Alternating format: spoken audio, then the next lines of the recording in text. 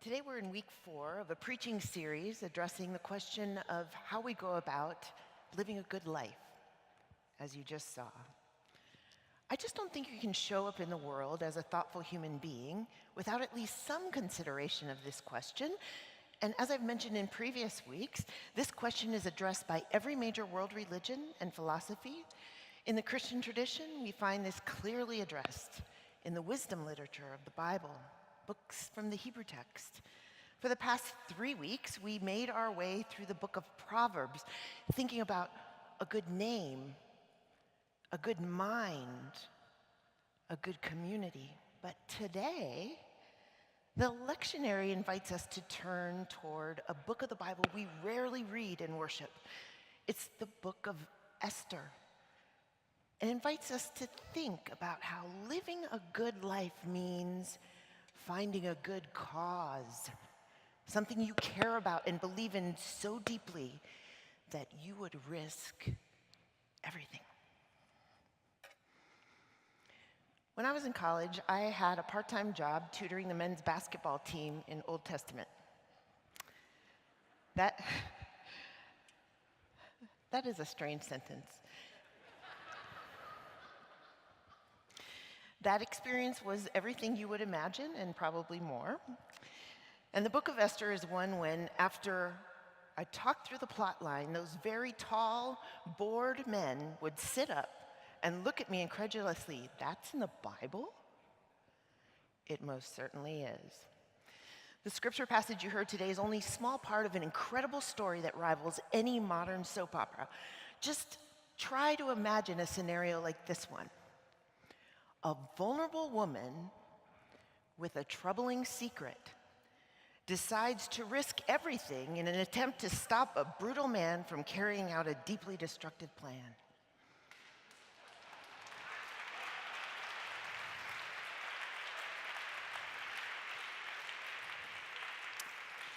Now, I know this is ancient history, and obviously times have changed a lot. Before we hear the story of Esther this morning, I'd like to state the obvious. This has been an incredibly difficult week for many of us, especially those of us who have been the victims of sexual assault or abuse and who have lived for years trying to tell our truth, but feel the shame of being unheard, disregarded, and dismissed, and especially women. The incredible story of Esther is filled with themes that touch on so much of what happened on the national stage this week, and I don't want to minimize the fact that entering deeply into this story may add even more to that heavy weight. As we listen to the story and think, as we draw parallels and learn, let's pay attention especially to the kind of courage and commitment it takes to speak truth to power, to navigate systems that are built to exclude us, and to live a life with a cause, something to believe in, something we would risk everything for, because that's how you live a good life. Here's how the story goes. There was once a very powerful Persian king, Ahasuerus, who ruled over 127 provinces, stretching all the way from India to Ethiopia. King Ahasuerus one year decided he would throw a 180-day banquet for all of his officials and his ministers, military representatives, nobles, governors of all of his provinces, like a big frat party. That was followed by 7 days of feasting for everybody in the capital city, great and small. And the text says that drinking was without limits. The king gave specific orders to the officials of his palace that they should do whatever they wanted. Meanwhile, the Queen Vashti, she was hosting a banquet for a group of women somewhere else in the palace. And King Ahasuerus thought, it might be fun to order the queen to come and appear before all of my friends wearing only her crown, for she was fair to behold, the text reads. Okay, pause. You are hearing correctly that the assigned scripture for this sermon series when I planned it last summer is about drunk men objectifying and humiliating women for their own pleasure. Moving on. Well, Queen Vashti, she wasn't having any of that. She refused flat out to obey the king. And you'll never guess what happened. The king was so angry. The text says, the king was enraged and anger burned within him. He consulted his lawgivers, the other men on the committee, who advised him, depose the queen. She's setting a very bad example for women everywhere. I mean, if the queen can refuse to obey the king, what's your average normal woman gonna start doing? Women, after all, are beautiful, interchangeable bodies. Find a compliant and respectable one, would you? Well, the king loved that advice. Shocker. And he sent this news out in a missive to the whole kingdom that Queen Vashti had been deposed and banished, and he included a little reminder PS at the end, by the way, please don't forget every man is the master of his own house. And then he sent out another notice to all the beautiful young virgins of the land, inviting them to come and be presented to the king. Well, it's at this point in the story that we meet Mordecai. Mordecai was a Jew who had raised his orphan cousin Esther, and Esther was one of those young women who was being presented to the king. Before she went in, Mordecai warned her, don't say anything about your Jewish heritage. Keep it a secret, because the Jewish people were in exile in Persia, immigrants, an unpopular minority. So for a year, these young women contenders were prepared for the king. Beauty treatments, classes on comportment, like you do. And after the year was up, each one was individually presented to the king, summoned to spend the night with him, and not to be seen by the king again unless he decided he liked you. Well, when it was Esther's turn, our heroine, she was his favorite. The king decided to make Esther the queen.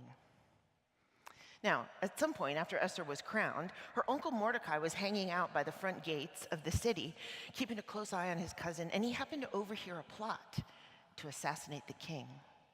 He hurried to Esther, got word to the king through her, and saved the king's life. Meanwhile, entering our story is our villain, Haman. He's a nobleman who was promoted by the king to be second in command, and the king pronounced that everyone should bow down to Haman whenever they saw him. Mordecai, he wasn't about that life. He wasn't going to do it.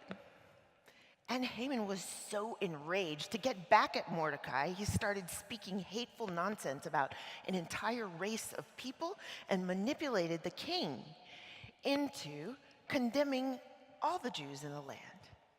He sent out another letter commanding everyone to destroy, to kill, to annihilate all Jews, young and old, women and children, and he even set the day that it would be done. And after sending out that announcement, the text says, the king and Haman sat down to drink. Well, chaos raged all around them because I guess if you're in charge, you can get drunk on power and never confront the cruel impact of your abuse on the most vulnerable and excluded. Upon receiving the news that all the Jews in the land would be killed, Mordecai went to Esther and he begged her, please intercede, try to change the king's mind. She was just apprehensive. She wasn't sure if she should tell her secret, even though she was the queen. I mean, nobody appeared before the king without being summoned. If you did, it was automatic death, unless the king was in a good mood and raised his scepter and allowed you to enter. In the face of Esther's initial reluctance, Mordecai said what is probably the most famous line from the book of Esther. Perhaps you have come to royal dignity for such a time as this. Words that were the inspiration for Harry Emerson Fosdick's great hymn lyrics. The hymn of this church, grant us wisdom, grant us courage for the facing of this hour. for the living of these days. And for Esther, it was strength and wisdom and courage to face the autocrat, the fascist, the dictator, the king, her husband. So Esther did it. She went and she sought an audience with the king, who must have raised and extended his scepter for her, and he invited her in and asked her for whatever she wished. "All I want," she said, "just a small, intimate dinner party with you and Haman, casual affair." And when they all got together for dinner, the king said again, "Esther, you must want something. Like, what can I do for you? Ask me for whatever you want." She said, "This has been so fun. Let's do this again tomorrow night." Meanwhile, side plot, Haman was getting a little too big for his britches. He was a close and honored friend of the king and queen, after all, and Mordecai's constant refusal to bow down to him had him very distressed. Poor guy. I just don't think he was accustomed to not getting what he wanted all the time. So Haman ordered a tall gallows built, ready for Mordecai to hang for his disrespect. In a little plot twist here, the king has insomnia, can't sleep. He decides to get up and read the written history of his reign. And as he's reading, he finds a notation about a man named Mordecai, who helped foil an assassination attempt on his life. And the king wondered to himself in the middle of the night, I wonder if I did anything to thank Mordecai. So the next morning, when Haman showed up, eager with anticipation to get approval to go ahead and kill Mordecai, the king greeted him with this question: "What should I do for someone I particularly want to honor?" Well, you can just imagine that scene. There Haman was, trying to act like he was trying to think of something, anything appropriate, thinking that he himself was about to receive what he suggests, and he says, "Let the royal robes be brought, robes that you've worn yourself, and a horse that you've ridden too, and the horse should have a crown on it. And one of the king's most noble officials should present the one you want to honor with the robes and the horse with the crown, and lead that man around the city on the horse."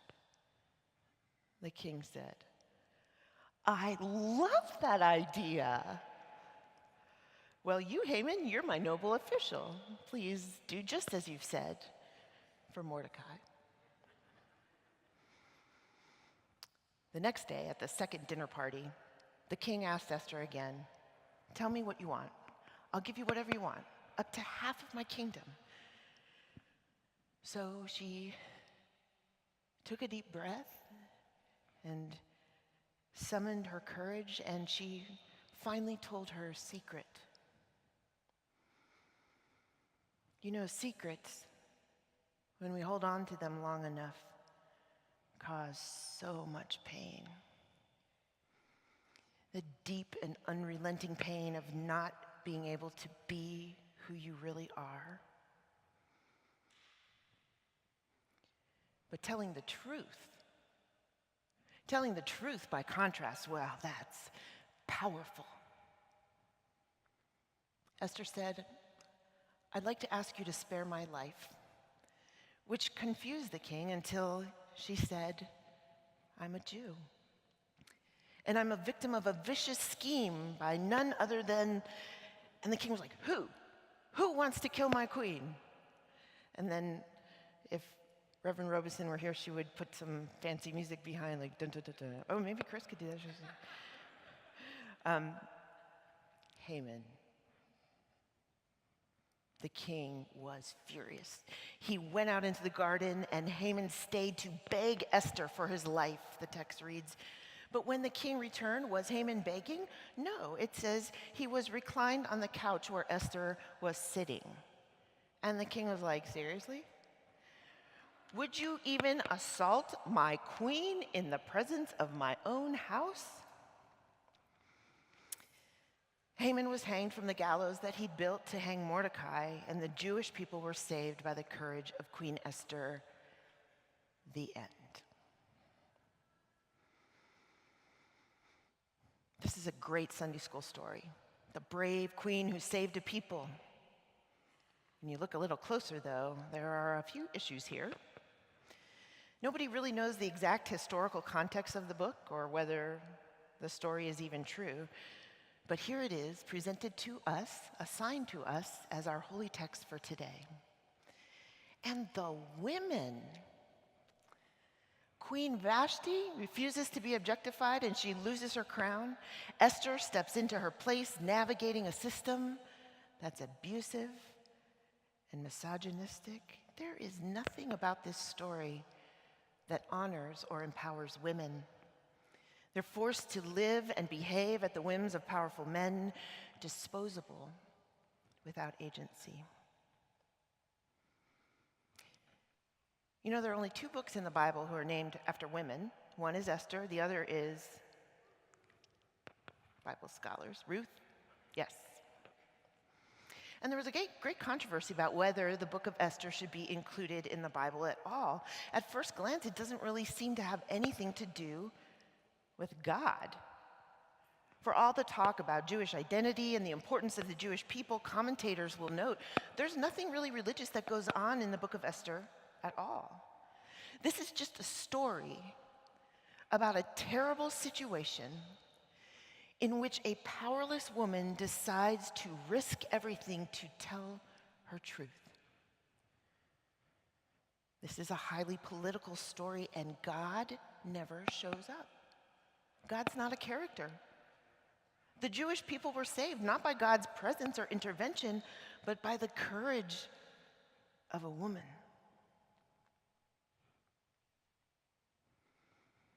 All over the news this week, you saw, as I did, that video of Anna Maria Archila and Maria Gallagher holding open an elevator door to tell Representative Jeff Flake their stories of sexual assault and to beg him to take a closer look at the decision he had to make. Who are they? Two young women who showed up because they believed in something, had the courage to tell their truth to one of the most powerful men in this country. They did that. Something shifted. You know, in some versions of Esther's story, she has another name. She's called Hadassah. Hadassah is a Hebrew name for a myrtle plant. So common, very pleasant smelling, appeals to just about everyone. It's an ordinary, everyday tree that you'd find in everybody's garden. Hadassah, Esther's name, means ordinary. Not too tall, not too short, not too anything, just ordinary. Esther, Hadassah, an ordinary woman who lived a good life with a cause.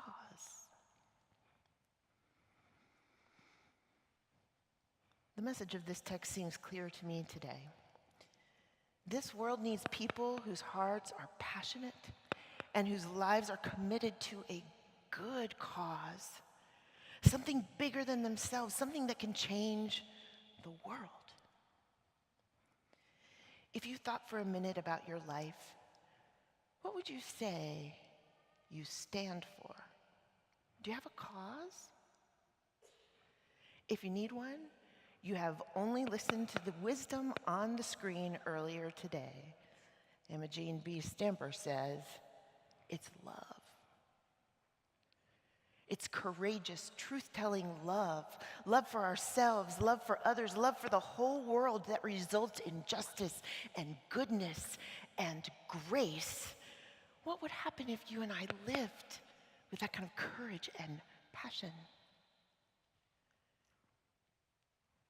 Teresa of Avila is supposed to have written something like this. Christ has no body on earth but yours. No hands but yours, no feet but yours. Yours are the eyes through which is to look out Christ's compassion to the world. Yours are the feet with which God is to go about doing good. Yours are the hands with which God is to bless all people now. It seems to me, if you want to live a good life, find a good cause. Find a good cause. Amen.